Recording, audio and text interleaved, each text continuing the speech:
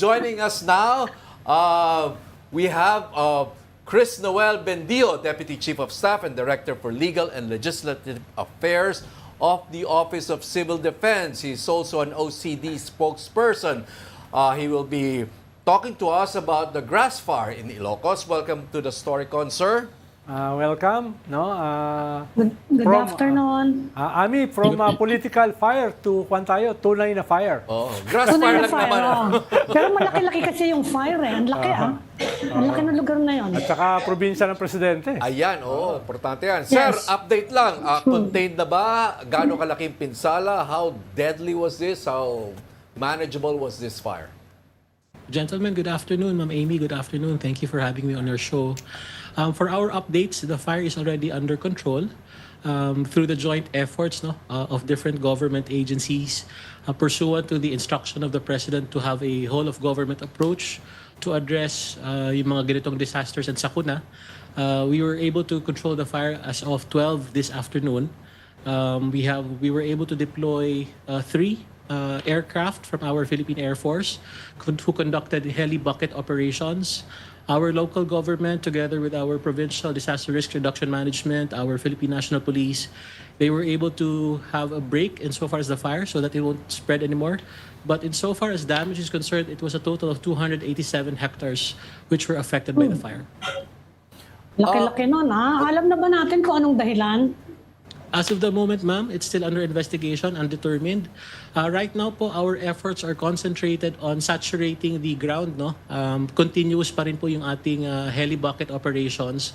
The intention here is to make sure that talaga pong moist at saturated yung lupa para makaiwas na po tayo sa mga embers para hindi na po bumalik yung apoy. Ano po yung heli bucket? Sorry, ma'am. The heli bucket, if you can imagine, there's a contraption attached under the helicopters. It's capable of loading about several thousand of liters of water. Ito po yung ginagamit natin to dump water dito sa mountainous region because definitely po hindi po ito naabot ng ating mga fire trucks. Okay, sir, I imagine that the fire was not anywhere near residential or populated communities? The closest residential area would be around 3 to 4 kilometers away. But we were concerned because yung conditions, a bit dry yung condition. And from the initial observation, talagang mabilis yung pagkalat ng apoy. That's why since yesterday, we already deployed yung unang heli bucket operation natin. This morning, it was complemented by 2 with 1 more on standby. We really wanted to control this really, really fast so that to avoid further damage. These are dried grass, no, sir? Mga tuyong damo to.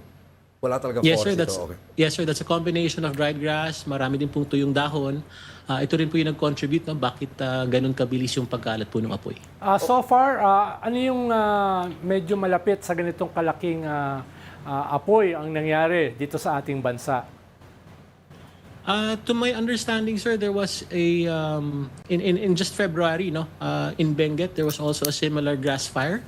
But again, I think with the anticipation for disaster resilience as a program of our administration, ito nga po na we were able to acquire and procure heli bucket capable helicopters, pati ito yung contraption early last year.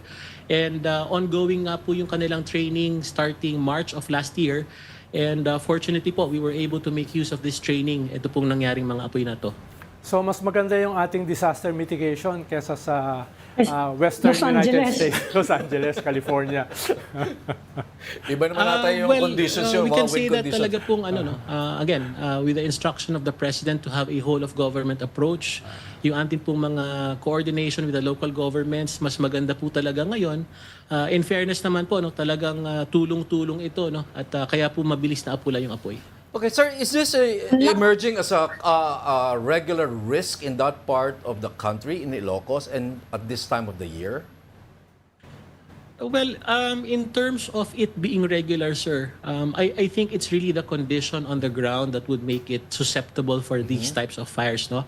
Very dry conditions, yung very yung humidity, no? And again, in terms of the cause, it can be from just a cigarette butt, it can be from natural causes. So yung mga ganitong coordination tsaka yung monitoring ng ating local, yung ating mga regional offices, very important po yan.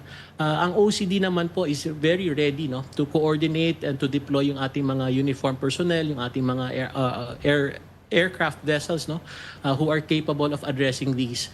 Talaga pong very fortunate tayo na maganda po yung support ng ating admin at nakapag-procure po tayo ng mga ganitong heli-bucket operations. Otherwise po, talagang very difficult to sustain yung to suppress yung mga ganitong fires. So 287 hectares Niyan, affected? Mr. Bendijo, ha? Gaano karaming tubig yung nagamit kaya?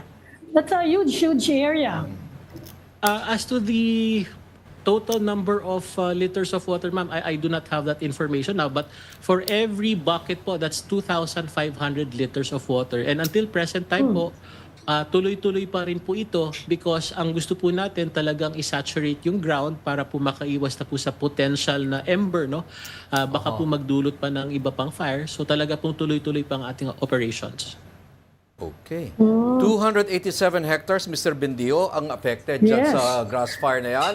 Do we have loss of property from this fire? Or these are mostly grasslands? These are mostly grasslands, sir, no? Forest area. We were really deploying so much forces, no? Because malapit po dito yung ating mga may green areas po dito. And again, 3 kilometers away from the next community, no? So talagang mabilis yung ating deployment. But yun nga, because of the conditions, we already deployed yung itong ating heli bucket since this yesterday pala. We complemented that this morning, but again, the conditions really made it very difficult for us to sustain it sooner. Kaya po umabot ng 287 hectares po. Okay, maraming salamat, Okay. Mr. Bendijo, spokesman of the Office of Civil Defense.